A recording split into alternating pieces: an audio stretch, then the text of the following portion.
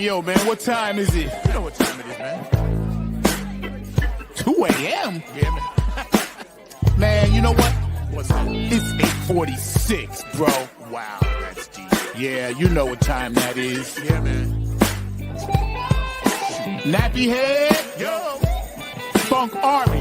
what's up? Stand up. Get it live, y'all. Yo, Mo, drop that beat. You know what we gotta do. Yeah, man. We bringing this funk just for you. You know it. Repeat after me.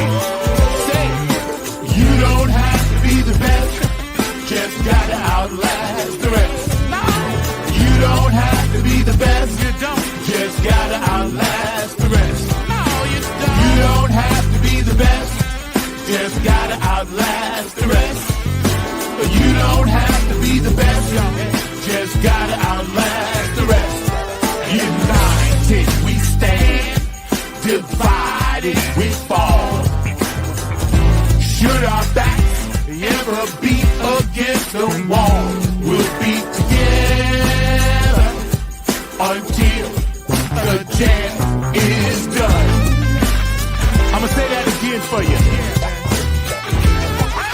United we stand, divided we fall. Should our backs ever be against the wall, we'll be together until the jam is done. Here we go, y'all. Now let me tell you a little story about United We Stand. It says we're gonna funk across this funkless land. We gon' stand up and let our voices be heard. We ain't gonna let nobody stop us from spreading the spiritual word. The ruthless corporate greedy don't give a damn about the needies. We need everybody in the house to join us on this one, alright?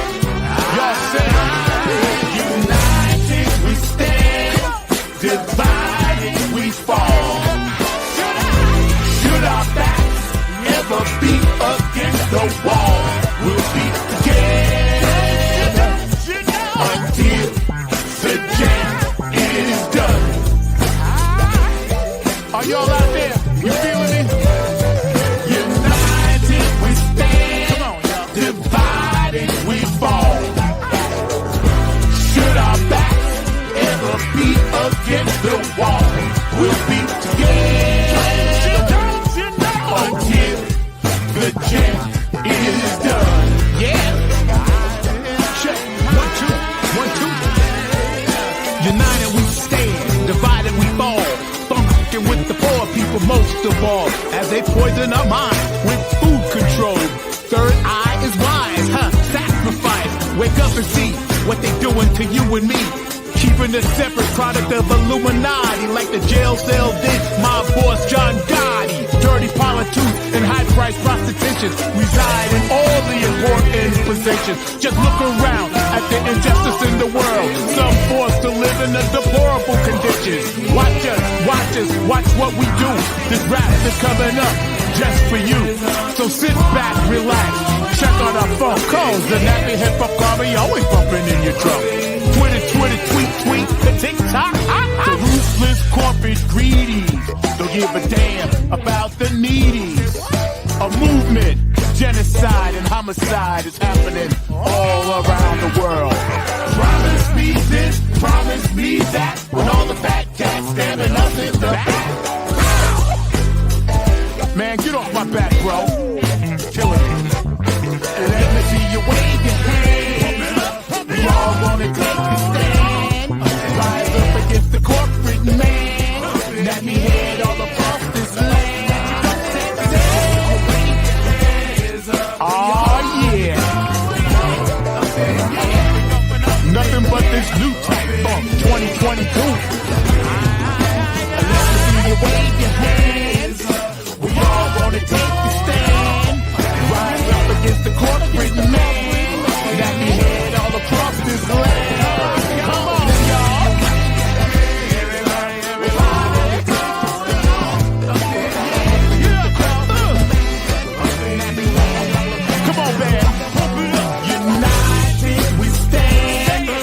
divided we fall. One more time. Should our backs ever be against the wall, we'll be together until the change is done.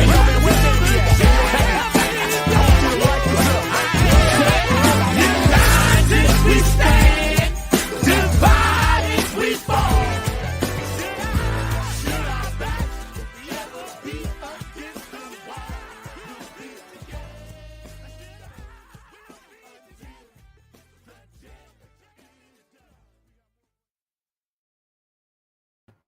I had to beam in like that, coming in the side, funk from the front seat.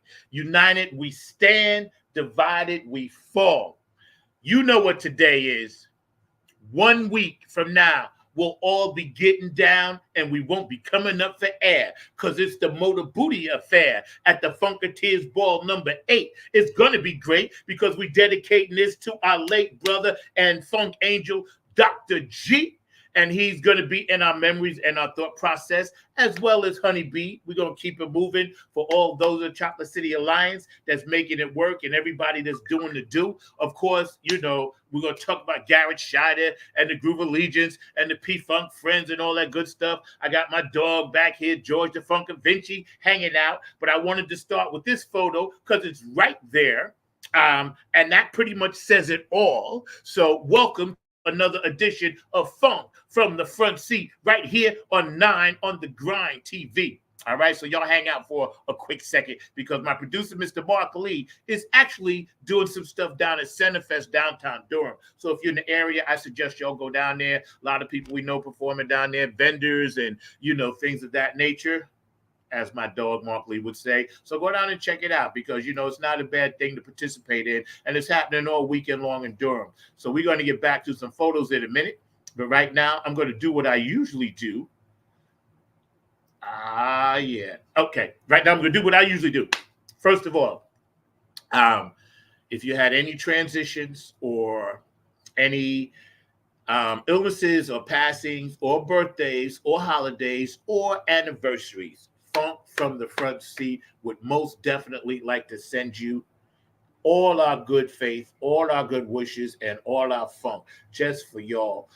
You know, happy birthday, boo. I love you. September 13th. That's dope. My wardrobe consultant, Christy, thank you because we're rocking the black today. You can see that. So thank you for picking out my outfit. And also feel better, baby, because you know how we roll. And also, we had some transitions this week. You know, it was deep. You know, last week we had a few, and this week we had a few. And of course, you know, we just got to be mindful of each other and, you know, not let this gorgeous moon that was out the other day affect us in such a way to where we want to attack. We need to absorb that energy and kind of let it flow through us and just utilize it to do good things out here in the world. And let's try to stay balanced. If you can today, try to get some nature in. If you can today, make an I care call. I care call means, hey, you know, I love you. I'm just calling to check up on you and that kind of thing. And if you look on the bottom, you'll see, you know, it's naturally Prostate Cancer Awareness Month.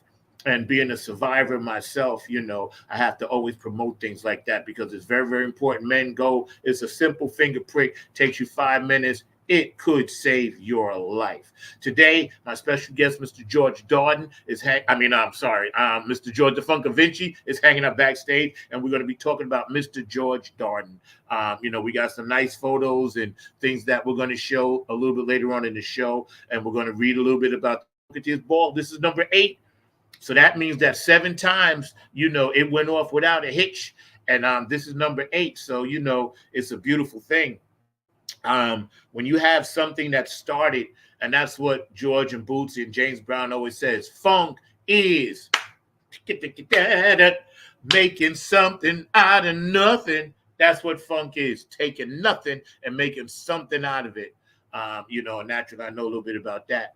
Also, too, I'd like to shout out all of our service men and women with this impending, war that we may be headed in, and another one and another one and all that good stuff. But, all the healthcare workers, all the firemen, policemen, all the people that drive the buses, the taxis, the cabs, the Ubers. I would like to thank all the store vendors, all the retail operators, all the people that work in the Waffle Houses and Burger Kings and McDonald's and Chick-fil-A's. I would like to thank all of you because you guys are really America's unsung heroes. If you're a massage therapist, if you're a therapist of some sort, if you work in a hospital, if you work in a dental office, a lot of these resources we always use every day. We all utilize them and we take them for granted that they're going to be there. And no matter what we have going on in this country, this is the greatest country in the world because we have opportunity to find resource after resource after resource. Yes, it's a pain in the ass. Yes, it may not always work to your advantage, but at least we have those opportunities. Our cell phone works most of the time. Our internet service works most of the time. We don't have to worry about waking up and having bombs drop on us.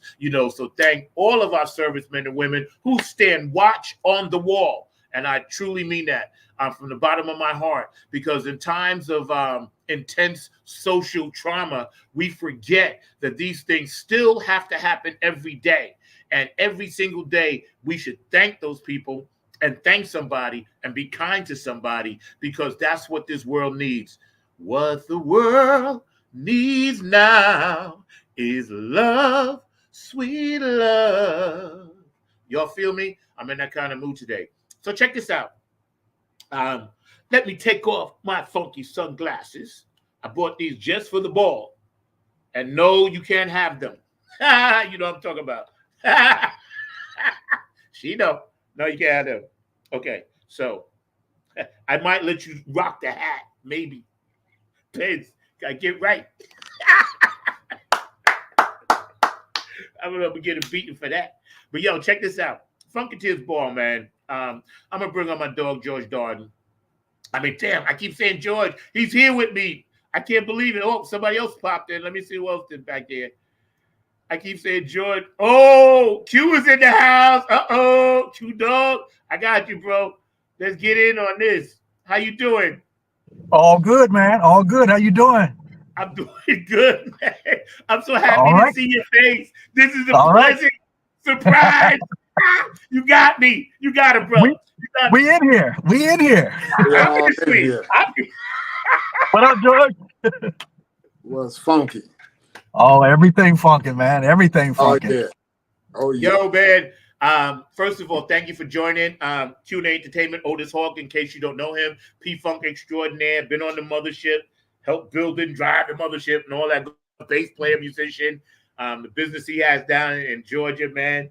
Georgia Funky Vinci, of course, taking the torch, doing all the funky artwork for sale. You could go to his website on his Facebook page and have something custom made for you.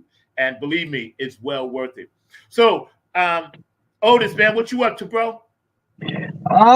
We just kind of chilling right now, man, trying to get ready for the ball. So we're gonna do that. So we got Afterglow 9/24/16. We're gonna hang out with Funky Da Vinci here too, and get a little something in at the at the ball. We got some new stuff. I can't even show it to you yet because it don't even drop at the warehouse until tomorrow. But what I will tell you, is that it's back to school time with Funk merch. Okay? Yes. And P-Funk University, that's my HBCU. Yes. That's all I can tell you. Well, you know what? Drop that. We will drop. I am so happy that you dropping it here on the show because I'm going to run it again at 6 and again at 12 and then all week next week. But, yo, I am excited because I'm going to get something. Oh, yeah. For sure. I always get something. Yes. For sure. Look, I make stuff and I'm going to get something. There you go. So check this out. I'm going to start, with your reflections, Otis. And I don't know how much time you got, but and George, I want to start with Otis. I want to ask you your reflection on what this ball means to you and all the Funketeers that have been coming through the years? Man, that's kind of deep, man. So we have actually been there 7 of the 8 years. Or if you want to be real time, 6 of the 7. Right. What it means, man, it's a way for our Funketeers to keep funk alive, to continue on the mothership, if you will, keep everything going in that direction, man, because we all know we all sing the same song and the same chant every time things come up.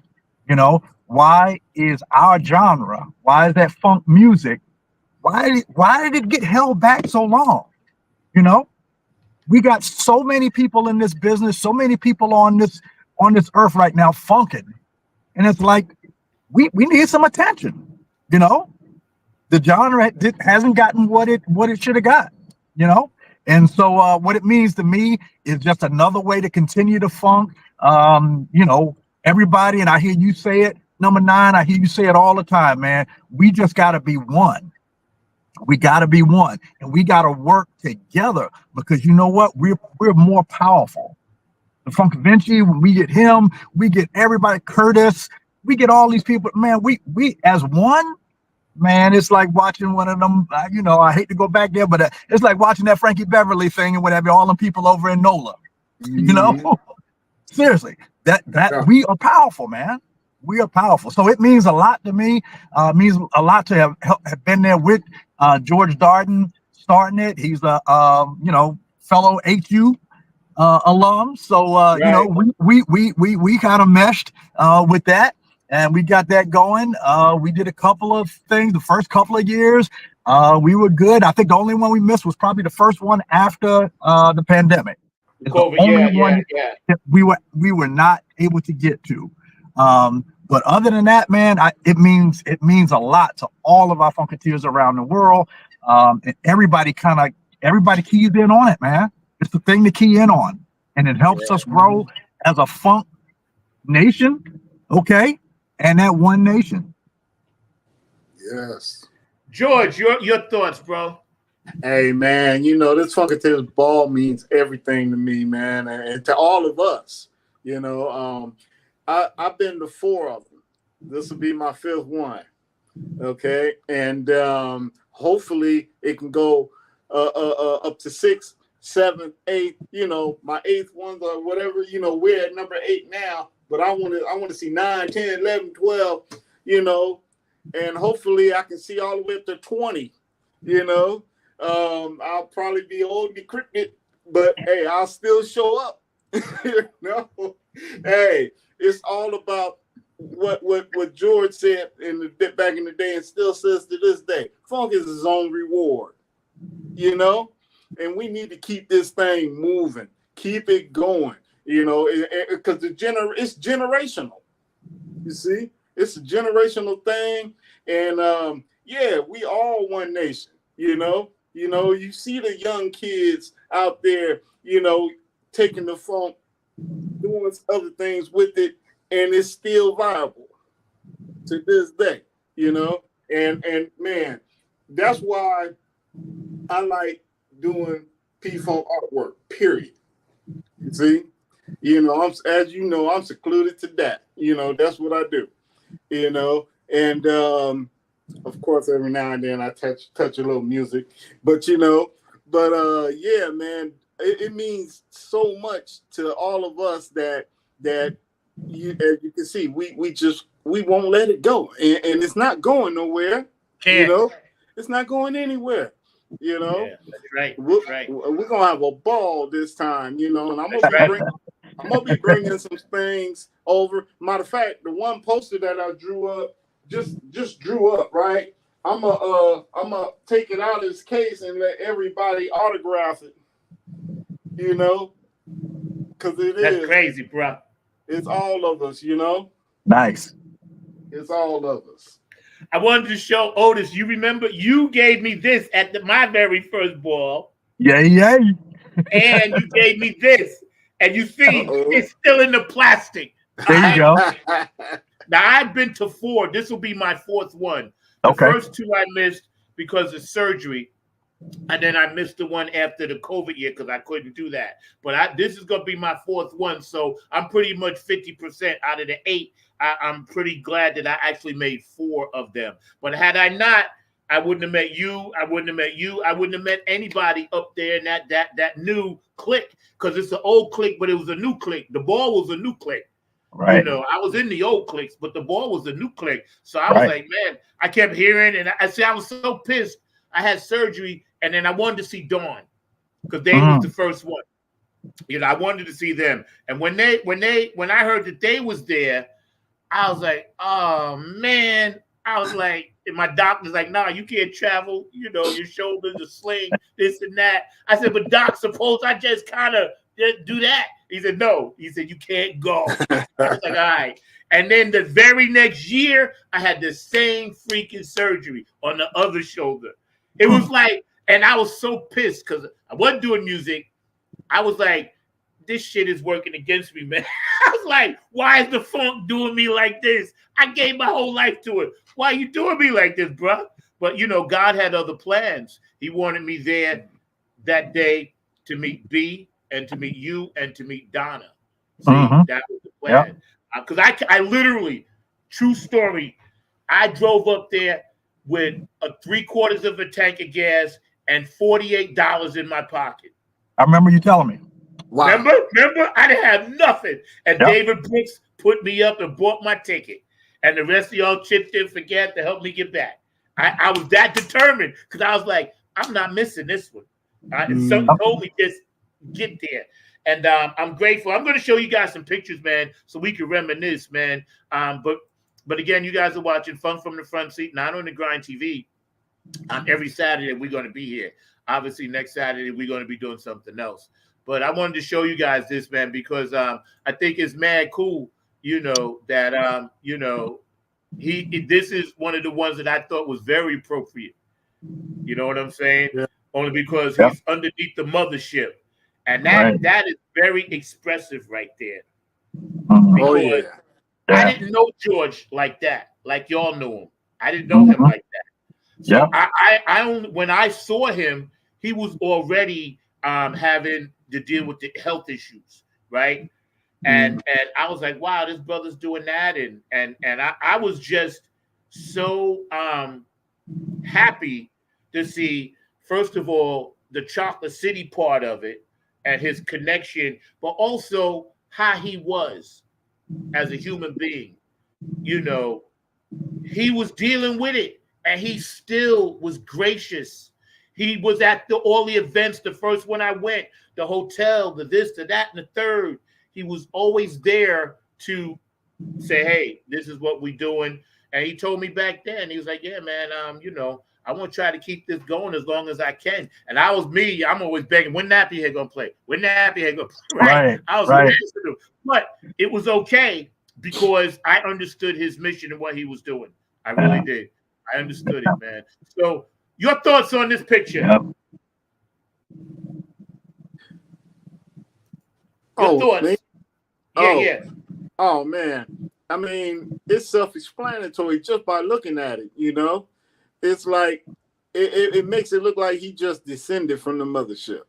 And, you know, I mean, and I'm, you know, I met George and we sat down and we chopped it up, you know, and, man, I even had him sign his face that I drew on the P-Funk Raisins. You remember that one, right? Oh yeah. And, yeah, I even had him autograph that, you know, because I put, you know, people in the audience, and he was one of them. You see, I mean, he's a cool brother, man. You know. Yeah, no question. Yeah, it looked like he just looked like he where he needs to be. Yeah, you know, it's pretty straightforward, man. That's where he always wanted to be. That's where his heart was. You know, I just remember him. I remember him backstage at a lot of the shows, and we just made provisions, you know, whatever moves we had to, you know, make, you know, clear this little path, clear that little path. Let's get this out the way. You know, he just enjoying himself. just enjoying himself. So I think it's really appropriate, real appropriate. Oh yeah. So do I, man. That's why I was like, I'm gonna show that one first. Now Yeah. here, this is probably like, I don't know where this was, but he was always rocking his hat. Yeah. And right now, oh, go ahead. Go ahead. No, go ahead. No, I was about to say that hat, I think it's the same hat. I think that was the one that Bootsy was at. Probably. I think that's the one that Bootsy was at. I can't remember, but I think that's the one that he was at. That was Bootsy a at number blast. 2 or 1? No, he was not at number 1. It was definitely number 2. Right. Yeah, definitely number 2. Yeah, that was a blast. Him and Mike Hampton. And if you look way in the back, that girl in the red right there, that's Penda Jones, Sings With Me. She came up to this one. Okay. You know, I bet he would have loved wearing one of these bucket hats that I got coming up.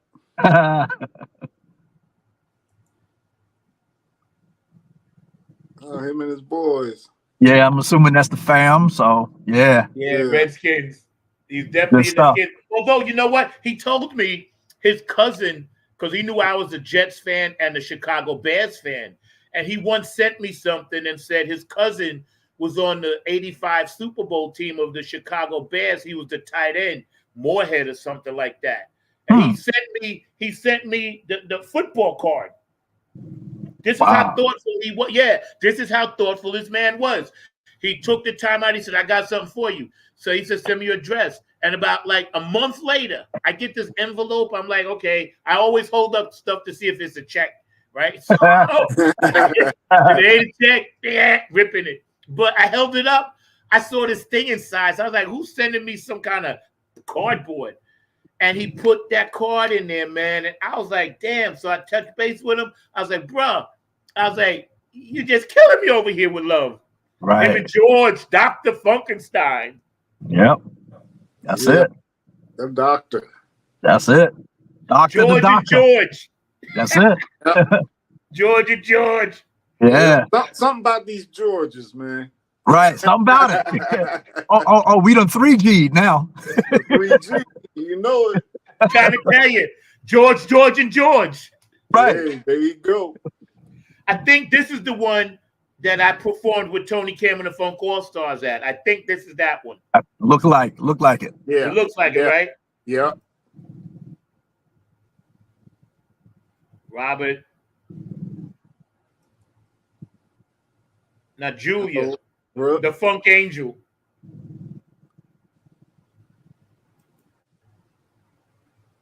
West Coast. Funk Kid. And by the way, if you watch it, Funk Kid, we done beat y'all 5 times in a row in the trivia. Right. You know I'm gonna be down with y'all the next time around on that too. I know. Yeah, because they drafted me, man. That was wrong, man. Yes, we won by the last question. We won. West Coast. That's my dog Terry. Listen, we gotta keep Terry in our prayers. Terry, we love you. Obviously, he's been going through some things, man. I just talked to him 2 days ago. You know, so let's keep Terry in our prayers, man, and thoughts. He said he's gonna be at the ball. We ain't performing, but if I know him, he's gonna be at that ball. He ain't missing that. We love him, T. Good dude. Good dude, brother. Real good dude. Yes, he is. Yep. That's special. Yep. That's special right there. Yeah, it is. Yeah. Definitely. Oh my goodness. Right? Yeah, man. And some of my shots that I got, I did them myself. They were candid. They didn't know I was taking them. And at the last minute, Funka Drill looked up. He said, "You taking me?" And I was like, "I already did it." It's done. Yeah, we went and picked him up. We was up in New York. We did Funkadelic Studio. Okay. And me and Donna did a thing up there, and we scooped him up. We scooped him up, brought him over, had a blast, man. Had a blast up in the NY. Yeah. I be seeing Funkadelic Studios. They be doing them open recording jam things a lot. Yeah. Yeah, I haven't been in New York in a minute, but next time I go, I'm definitely gonna pop up there, man. Julia is an important cog for y'all that don't know. Julia Rigsby and the Chocolate City Alliance, and her and Tony Cam deserve all the props, and they're working with Bethesda as well. But she's always been on time, man. Always been on time. Always. And we know who this is. Oh yeah, Mr. Hampton. Funkadelic himself. Yeah. I gotta go back for a minute because I want you guys to see something. I had some earlier ones that I pulled up, right? Of him and Boosie, and I have to get to those because I know they're there somewhere. But yeah, man, as we partake on this journey, there we go. Now that's probably at one of Boosie's concerts. Yeah, that's early. From back in the day. Yeah, that's from back in the day. Yeah. Boosie be in that outfit, man. He be crazy tight with that. Now that's just the ball. That's the one. See, and he got the hat. Look at the hat right there. Yes.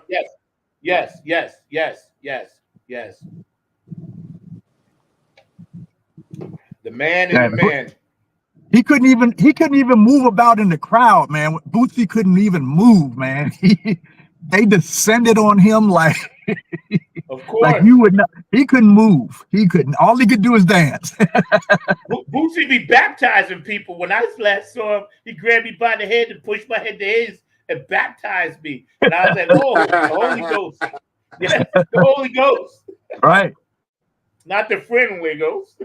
Right. The Holy Ghost. Yep. Right.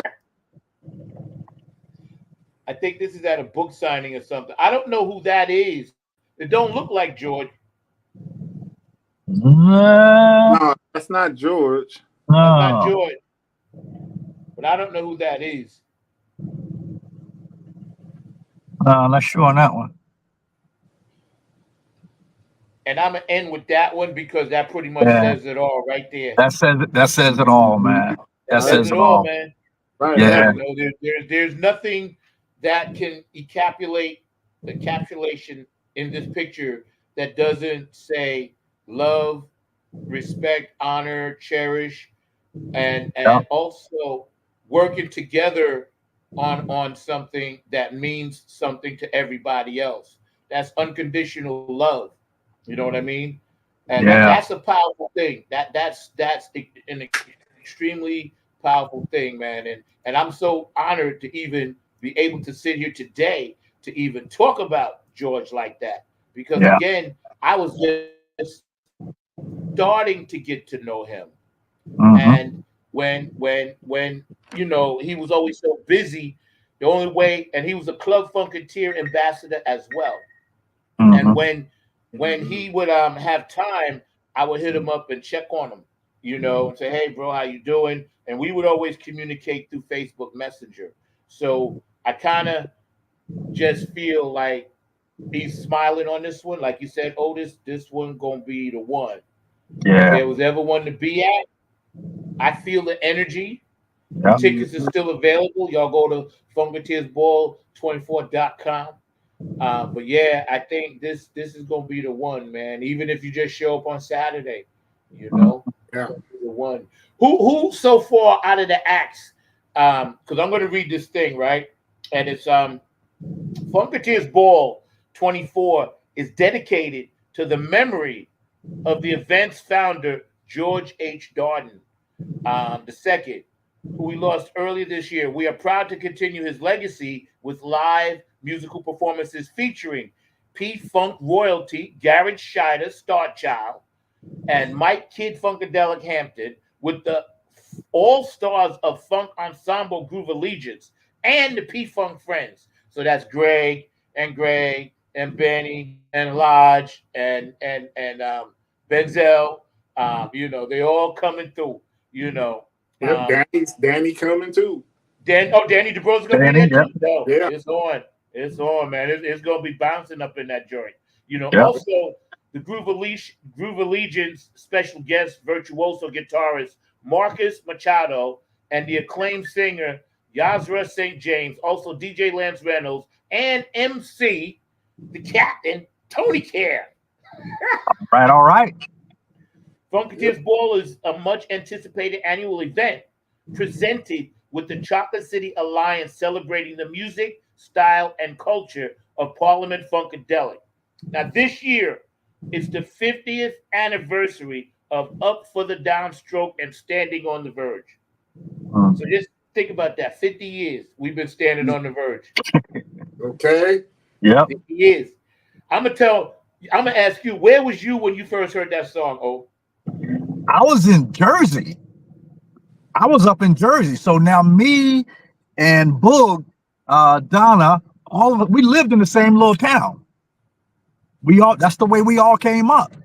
And when that came out, man, that was something. That was 73, right?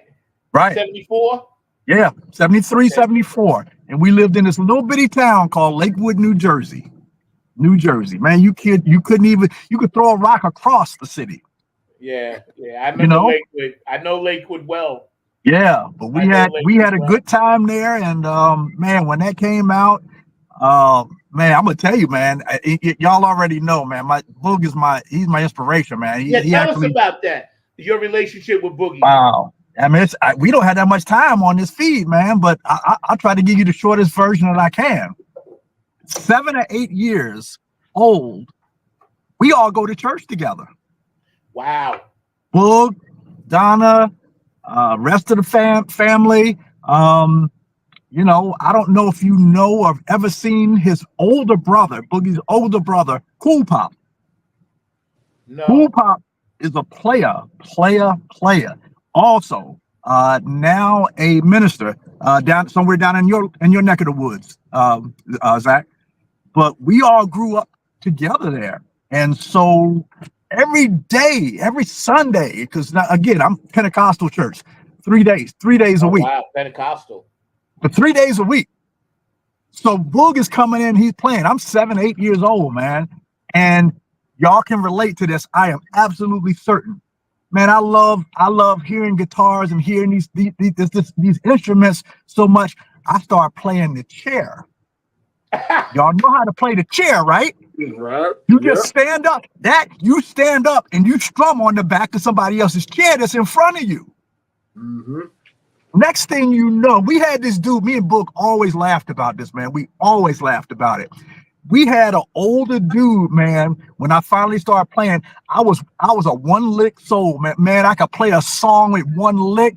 Man, I don't need 6 strings. I didn't need but one. I was all over that neck with that one string. That's how I started. So I started by ear. And so I'm listening to Boog there. I'm listening. We're getting things. I'm staring at him. Boog is seriously like turning his guitar so I won't see his chords. Right. And now I'm picking up his chords. I'm picking up what he taught me how to play. That's where I learned how to play, in church, And so going out on the road with them after that, and he just kind of drug me along, man. But yeah, that's the little city that we came up in, and there's a whole lot of stuff in the middle of that. But yeah, that's the way we came up. The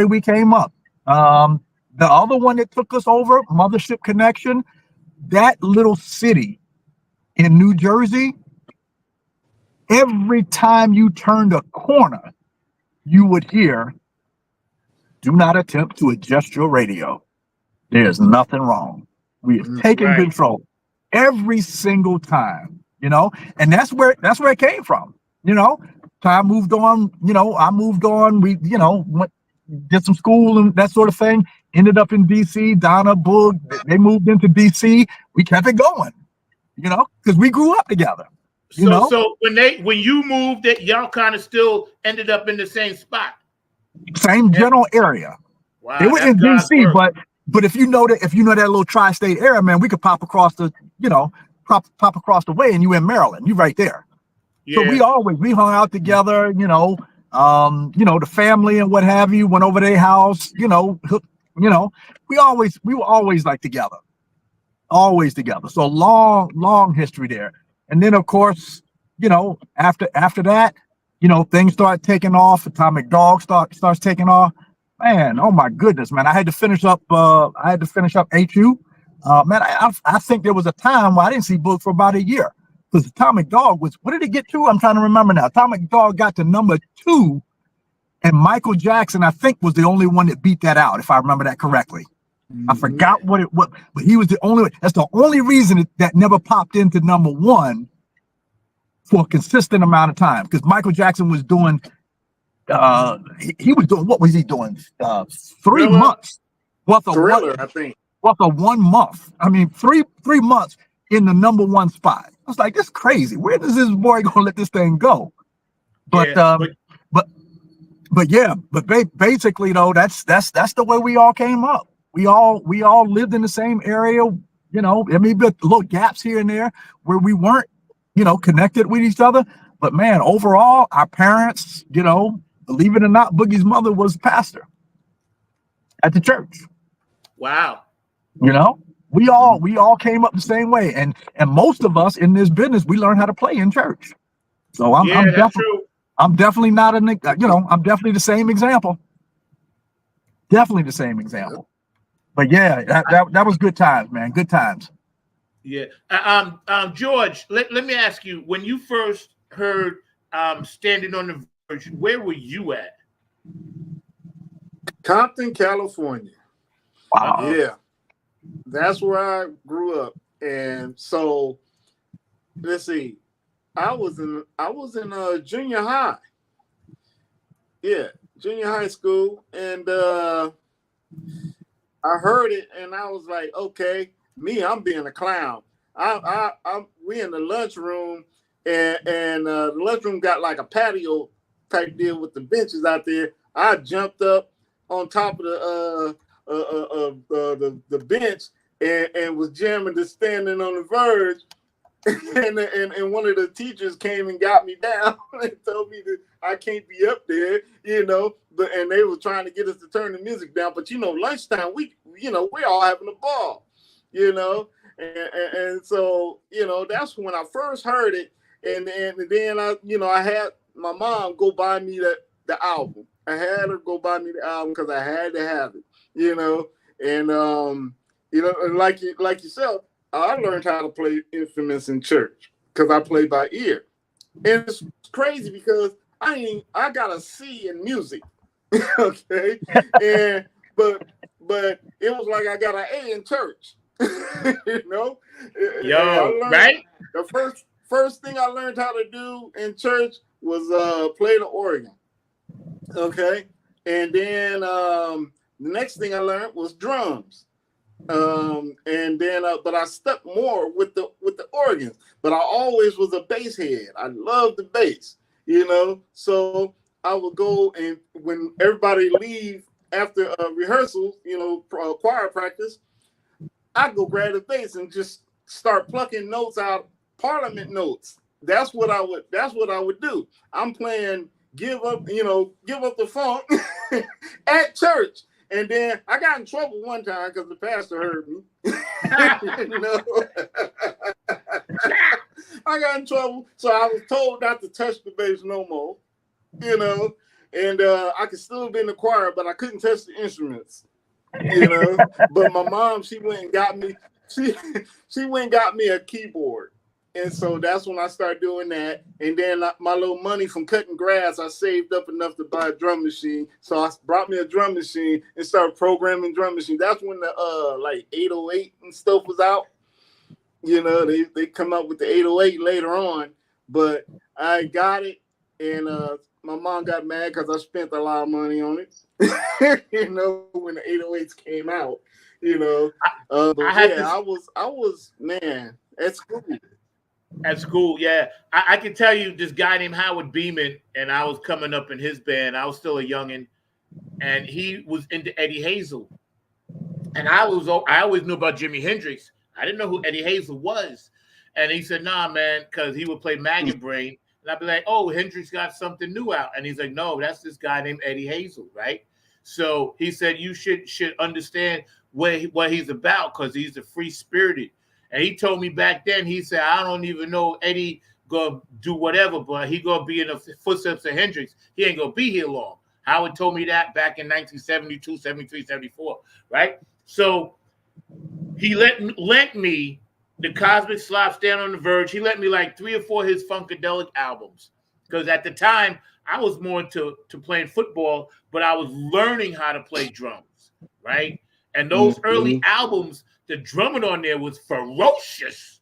You know, they wasn't there. They was like, they was ferocious, you know. And he lent me America East is Young, the double album. And I could only play that album when my father went to work because there was so much cursing on it, you know. And then I was like, okay, I understood. And I was like, I think this is who I am because I identified with it.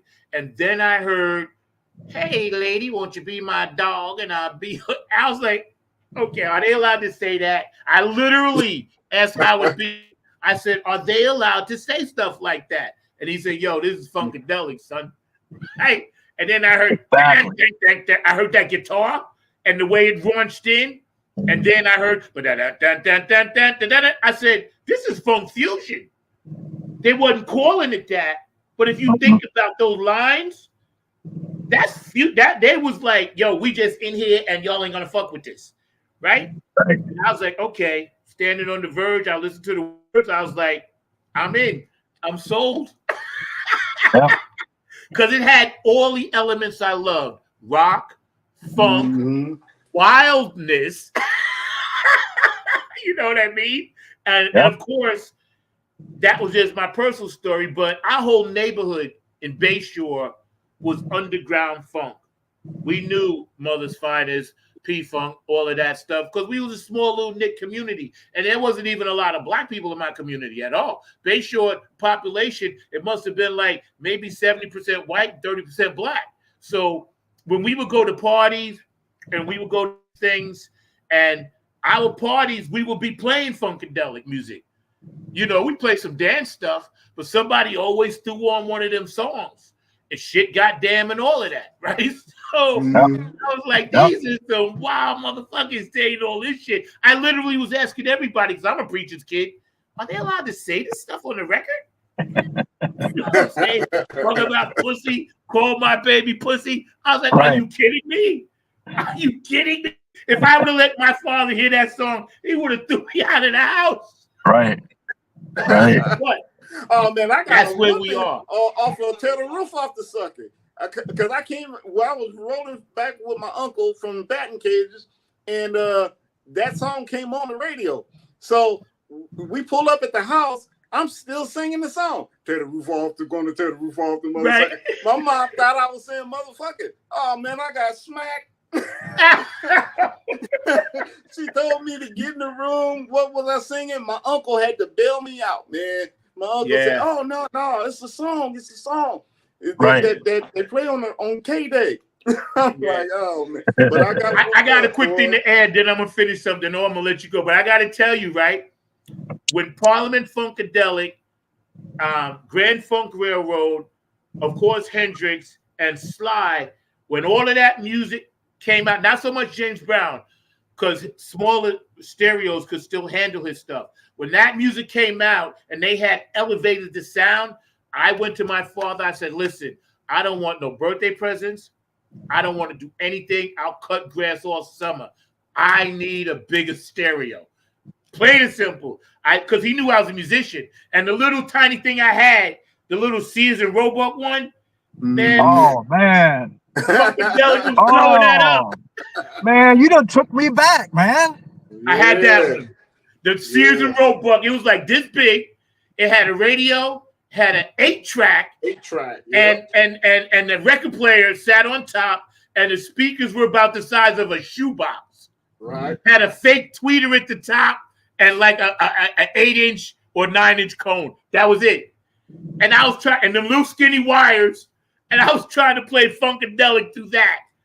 Not gonna happen. No. Yeah. It was like, bang, zzz, bang. My stereo was like, F you, son. Yeah. I'm out. Yeah, you blowing up all kind of speakers. Right. The next year, my dad got me the Yamaha Pioneers and stuff.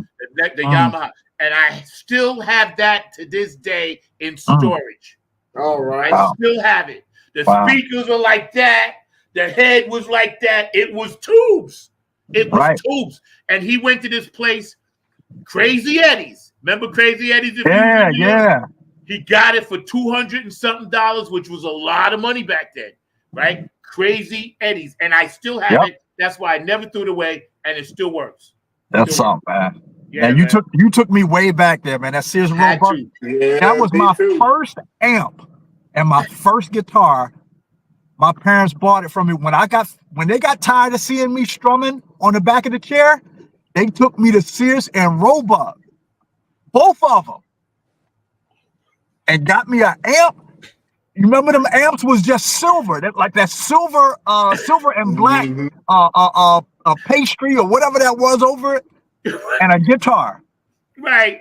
And I went from there. The rest of it was history, man. Yo, let me ask you though. Did the amp have that hearing aid cord, that little skinny cord? Man, stop, man. Stop it. Stop it, man. Stop it. Wait, did it say realistic or Emerson on it? What did it say? Did it say realistic or Emerson on it? Realistic. But remember the cord though. They wanted you to plug in with a hearing aid cord and then plug it into the thing. It was so. I was like, this ain't even a regular jack cord. Like George said, that's like square dancing on a round floor. Making something out of nothing, bro. Look at us now. See what I'm saying? Look at us now. You know, exactly. See, this is dedication for everybody watching the show. And forgive me because my lips are doing some chemo stuff. But for everybody watching the show, man, this is called dedication to the love of each other, our vibe, our ministry to each other through the funk. And if you don't know nothing else about the funk, come for the first time and get some of this because you will always have it. You'll always have it. If you meet I've never met a funketeer throughout the United States that I met for the first time. We didn't instantly show love. Yep. We don't fight. We don't do all that crazy stuff. Yep. That's why I'm bringing DJ Me with us. You know, Hector Garcia. This will be his first time coming to the bar. Oh man. Yeah.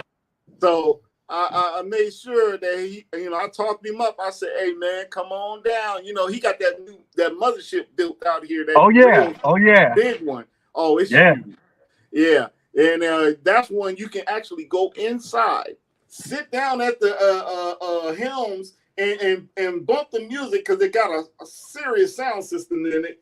Lights, smoke, everything, and it's got 3 seats: the captain and the 2 helmsmen or drivers. You can just sit there and chill.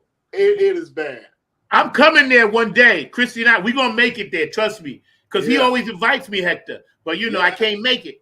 But I'm gonna be down there. But I'm gonna get some of that. That's a nice ship, man. There's a hotel directly next door, walking distance. That's San Antonio, right? Yeah, San Antonio. All right, I know approximately where it is. Yep. Yeah. Now let's move on to Up for the Downstroke. All right, that's the other one. Oh, I'm gonna just let you go first. Man, Up for the Downstroke. Shoot, the thing that sticks in my head on that one when that came out, and again, I got to go back to the roots here, which was the church where we started. Man, in the middle of songs, the church songs, Boog would be unamped, just acoustically messing with that, just messing with it. So when it came out, it was, again, it's like everything that came out, man. I don't know. It's not many folks that remember it like that. But when you can put out song after song after song after song, and every one of them is hitting like that, man, you got something. You got something. Up for the Downstroke was definitely like you couldn't wait for George to put out something else. You couldn't wait. Like you knew it was coming, but you just like you all messed up because you can't figure out when it's gonna come, but you know it's gonna come. But Up for the Downstroke, All that, man. In New York, we were at a disadvantage, and I'll tell you why. Right? We would get the music last. Now I would get it, but the vibe would be last because New York was always into the glitz, glamour, that, and the third. But our little clique, we used to order stuff from this place called Audiophile. And if we went to the farmer's market, not the one in Bayshore, but if we went to the farmer's market in Queens, we had to get on the train and go there, right, to 125th to buy Funkadelic and P-Funk albums because farmer's market only sold the 45s, right? Yeah.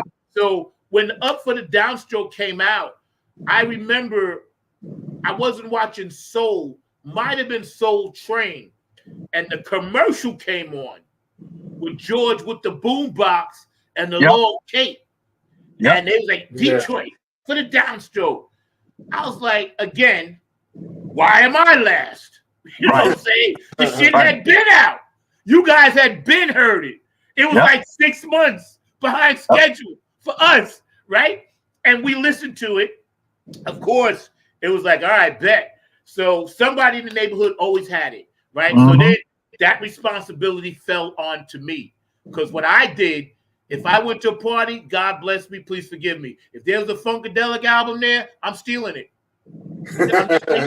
Because I knew they didn't know what to do with it. It would be on the bottom of the pile, maybe scratched up. At the end of the party, maxi coat. Hey, you got it. I'm taking it. God told me I had that right. Right. I'm like Donald Trump. I had the right to snatch up that album by the you-know-what. Y'all don't know what to do with it. And then within one summer, bro, I had a Funkadelic collection with all different initials on it. JD, ZZ, AC, all mine, son. Mine. Right. I took it. Right. You want something in life, you gotta take it. Yep.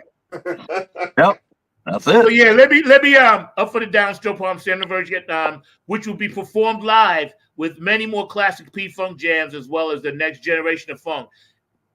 For you guys that's coming out, enjoy an evening of great live music and share the experience with the Funketeers from the DC area and all around the world. One Nation Under Groove and all the funkiest attire that you can wear. Please feel free to wear it, but you don't have to. Vibe and get down on the dance floor because soon as the first song starts, soon as Danny starts hitting that, whatever he's going to do, we leaving the tables and we're all going to the front. Be prepared for that. That's what happens at P-Funk Show. That's it. We got about 5 minutes left. Yo, this has been an amazing run, man. I gotta thank you guys for popping on and making this really a lot of fun. Of course, I'm gonna see y'all next week.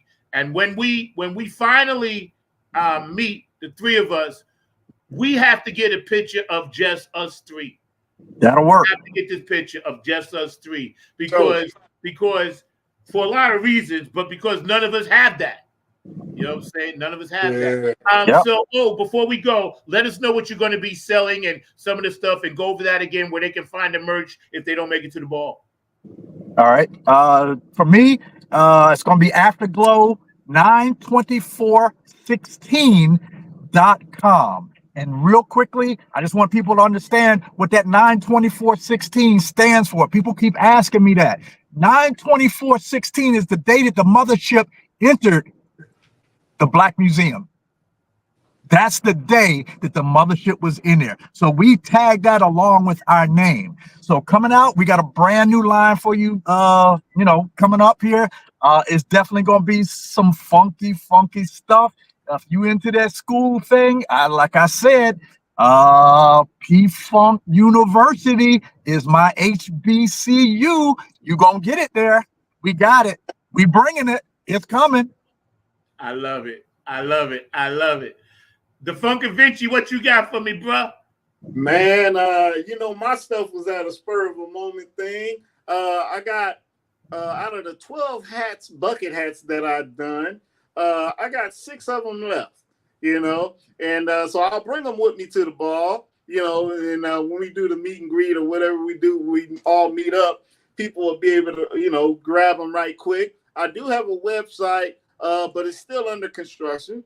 And I do like have a way of getting these shirts out. I have a couple of shirts that I've done, and I'm gonna bring a couple of them that'll be for sale. You know, like I said, it was all spur of the moment. The one that I showed you, Zach, the all over print one that I got. Yes. People will be able to order that after the ball, because if they order now, they ain't gonna get it in time. You know, so that's why I only got 3 of them. They were just James. Thanks to James Jones, he the one that said, "Hey man, that should be on the shirt." You know, the one of the poster right here. You know, show that poster. Pull the poster up closer so people can see it. There you go. That is just so sick, bro. You're crushing this stuff. That's nice. That's on an all over T-shirt that I got, and I'm gonna be bringing that to the ball. And it was on me, April, and James Jones. We're the only ones with the shirts right now, because James, it was his idea, you know, and you know, because he saw that poster drawing, he said, "Dude, that got to be on the shirt. That got to be on the shirt." I said, "All right, I'll do it, and if we get it back in time for the ball, I'll bring it, and I'll bring it to you, you know." And that's what we did. So yeah, after the ball, you know, people will be able to order that shirt because it's on my Printify right now. And yeah, so we'll have a get together, and we'll all talk about it, you know. And that shirt is universal because it doesn't give you a specific number to the ball. It's just Funkatiers ball. Nice, yeah. See, so you can wear it to any ball. Yeah. I know one last shout out to Bethesda, the community, the town. When you guys host this event, we want to thank you on behalf of all the Funkatiers that come through. Of course, we're always orderly and everything, but we can't forget about the town that is so nice and always rolls out the red carpet for us. You know, the late night spots that we may go. And also, there was going to be an after party that some of us were going to perform at, but we're not doing that now. It's going to be at the hotel, but we're still going to be at the hotel getting together after.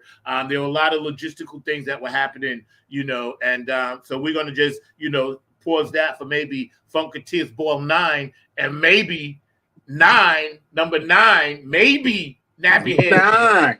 Maybe. Yeah. Hey, just want a shot. Yeah, I see where you're going with that one. It's a shot. I mean, you're on satellite, just 9. If you're watching 9, Bethesda, and right you know here. I'm bringing your flag, right? Oh, okay. Yes. Yes.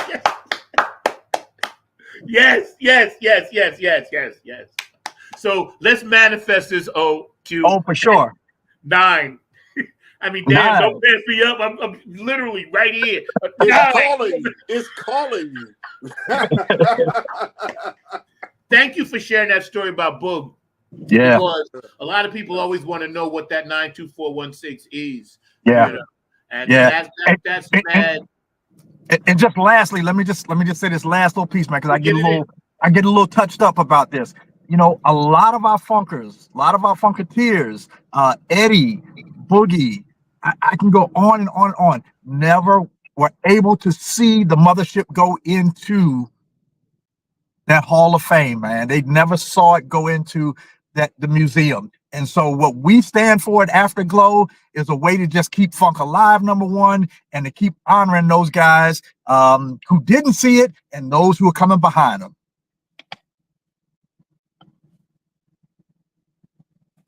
That's very powerful. I had gave you the full screen for that because that does mean a lot. This is why even the days that I don't feel like doing it or I'm on stage and it ain't going right and I want to quit, when I come home or somebody says, no, keep doing it for the reasons, they bring up a lot of these reasons for the Funkatiers, the fallen Funkatiers. Right. You know, and I had worked on a song a while ago I never put out for all the fallen Funkatiers. So I think I'm going to have to revisit that at some point. Maybe you and I can get together, Owen. We can do something with that, George. Yeah. But yeah, when it comes to the honor of it, and we just went from all the way to church, all met, all the way up to now, right?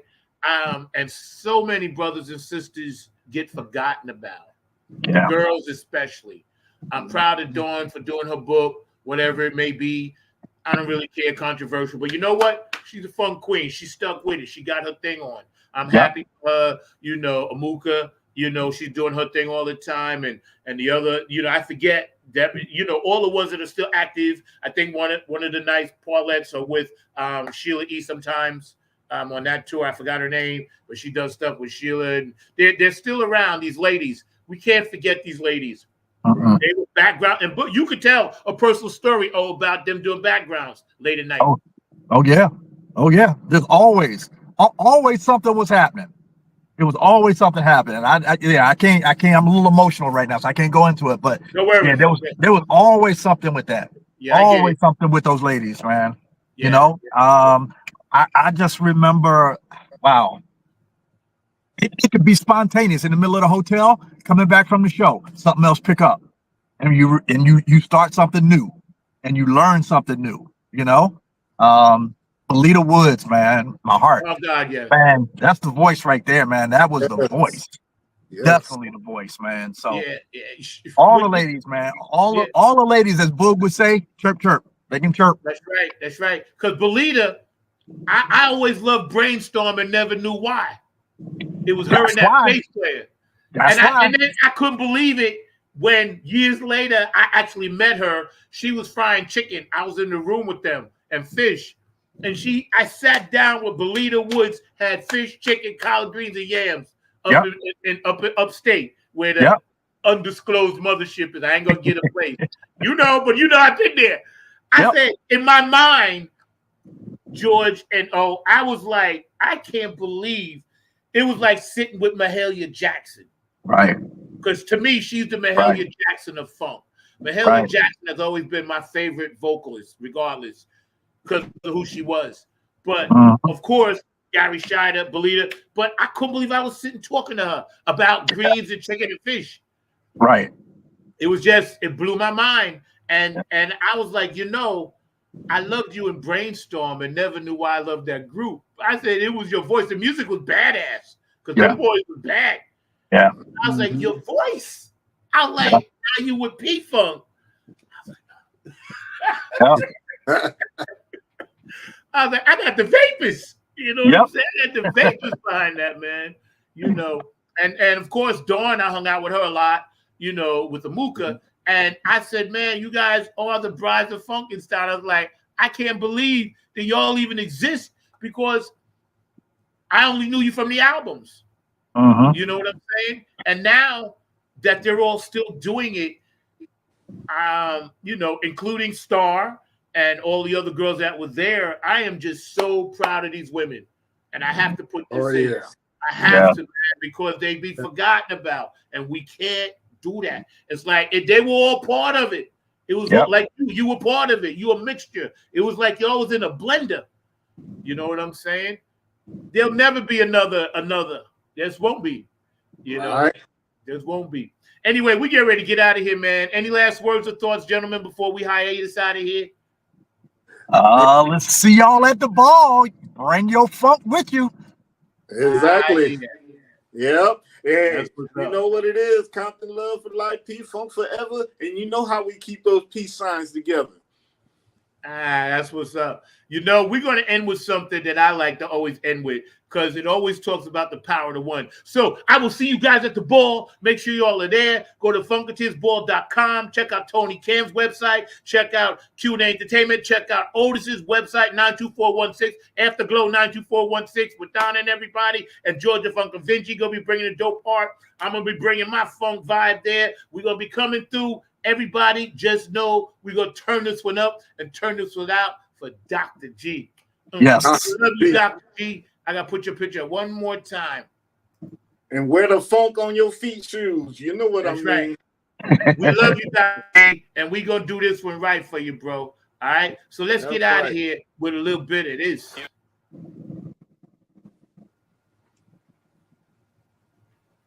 Dr. G.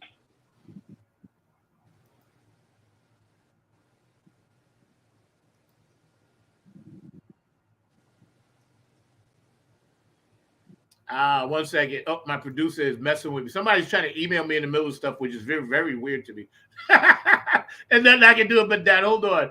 My producer, Mr. Markley's in the field. Thank you, Mr. Markley. I love you, bro. You know, it's however you feel, but you just have to fit it between that space, that little space that you got, which is one.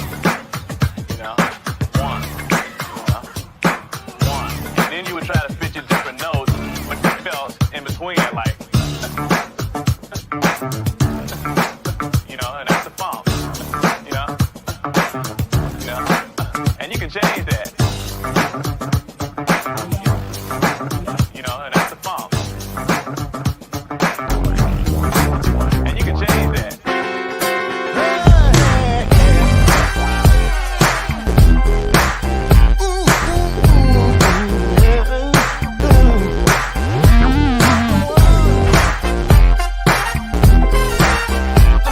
True essence of the funk is the power of the one. It's the power of the one. You know this funk has just begun. You can lean on me. Let your mind be free. I shall not won't die. But I need the funk, baby.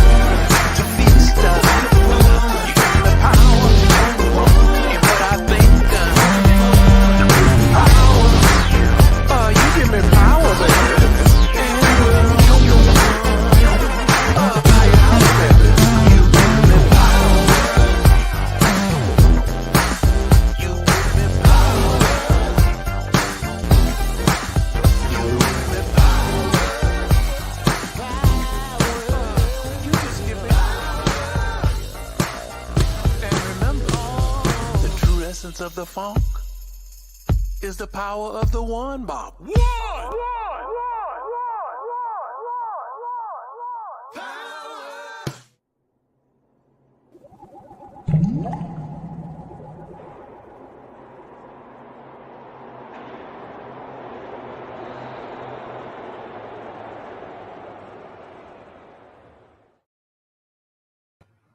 Y'all know how we do. Funketeers Ball number 8, George Darden. Y'all make sure you are there because it's going to be all of that and then some. It's going to be a healing like never before. Next Friday, Saturday, and Sunday morning for breakfast. Y'all hang out in Bethesda. You know, it's going to be, what can I say? Funketeers Ball number 8. I'll catch y'all on the flip side. Peace. And we are out. I love y'all. I'll see y'all later. Bye.